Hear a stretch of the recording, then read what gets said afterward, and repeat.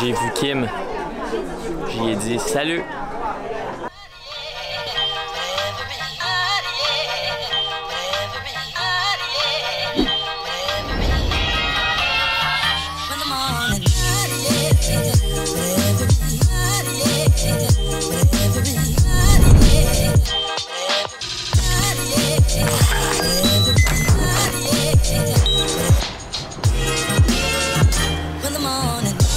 Alright, aujourd'hui, on s'en va faire une activité que MJ veut faire depuis qu'elle a vu l'émission Departures. Aujourd'hui, on s'en va à la recherche de Kim Jong-won.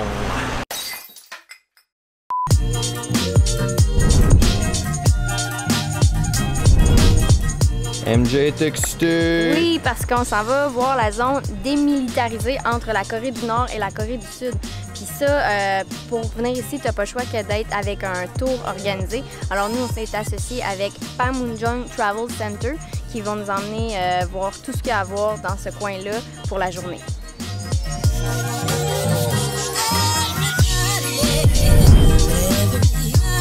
Là, on veut vous mettre en contexte. Le tour a duré toute la journée. Fait qu'on est parti à 8h30 le matin, on est revenu à 4h30 le soir.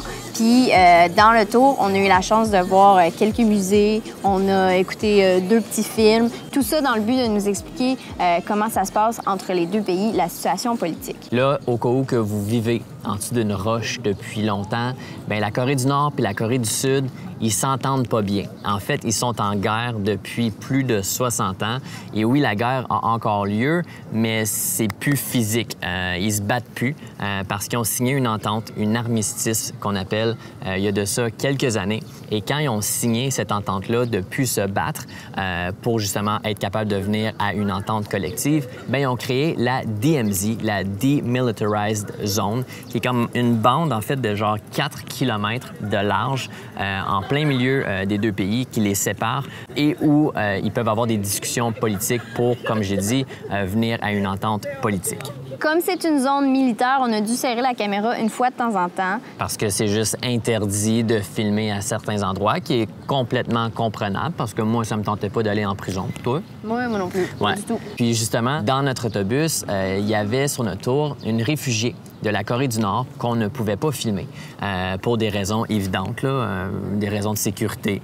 Elle nous racontait un peu son histoire, puis elle nous disait que comme elle est réfugiée maintenant en Corée du Sud, bien, ça pourrait être dangereux pour soit sa famille qui reste là-bas ou même pour elle si on apprenait où elle était en ce moment. Là, pour nous, le gros highlight de la journée, on pouvait pas le filmer non plus. Il fallait qu'on serre les caméras.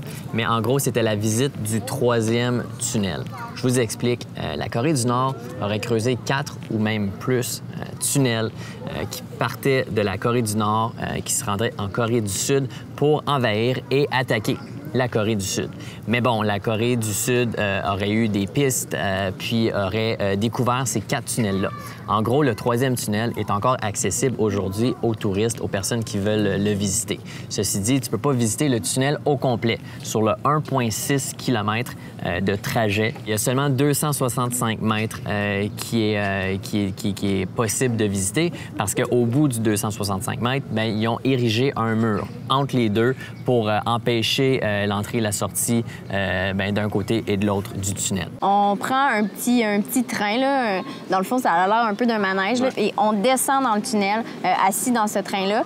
Puis rendu en bas, dans le tunnel, bien, tu peux marcher toute la longueur jusqu'au petit muret.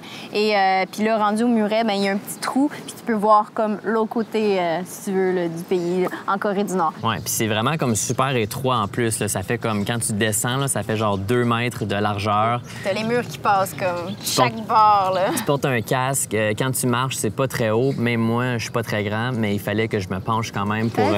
Oh ouais, parce que j'ai cogné ma tête 2-3 fois pour justement pas te cogner la tête. En fait, ce qui est spécial avec ce tour-là, c'est que oui, tu visites des musées, oui, tu visites des endroits historiques, mais c'est pas nécessairement juste de l'histoire, c'est aussi du présent. C'est ça, parce qu'on est habitué que quand tu vas voir un musée, ça s'est passé il y a une couple d'années et tout, mais là... C'est right now, on est en train de l'écrire, cette histoire-là. Là. On écrit l'histoire. Non, mais... Tu sais, on ne sait pas, là, ils sont en train d'avoir des pourparlers. Peut-être que dans un an d'ici, il n'y en aura même plus d'illimitation. Puis il va y avoir comme un train qui va se rendre d'un pays à l'autre. Dans le fond, ça va être une nation. Puis en fait, ça, c'est leur rêve ultime.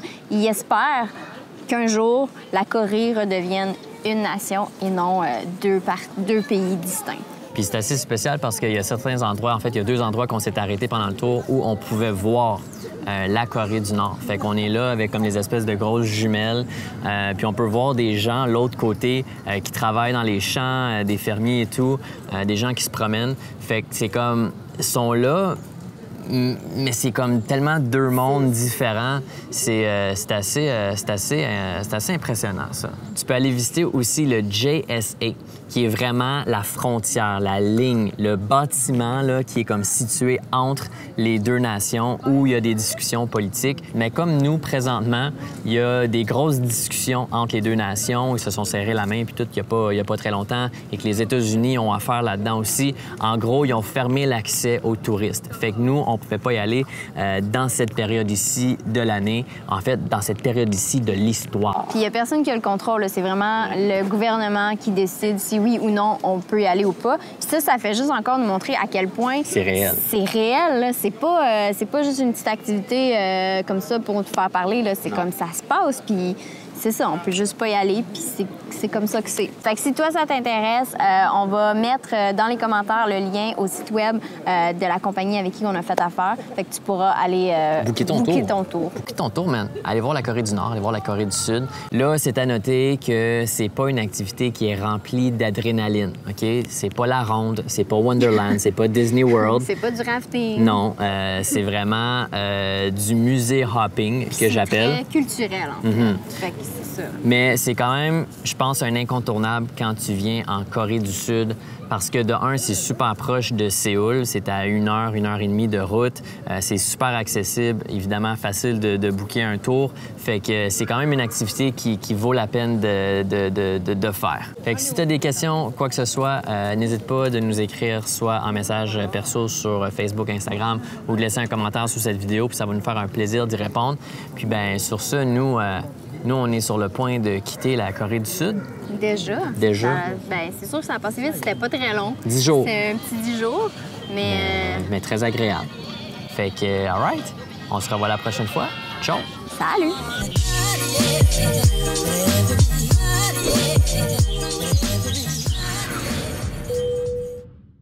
Puis, MJ, Hey, Alex! T'as-tu vu Kim? J'ai pas vu Kim. Non? J'ai regardé bien loin, là. J'ai vu son drapeau, par exemple.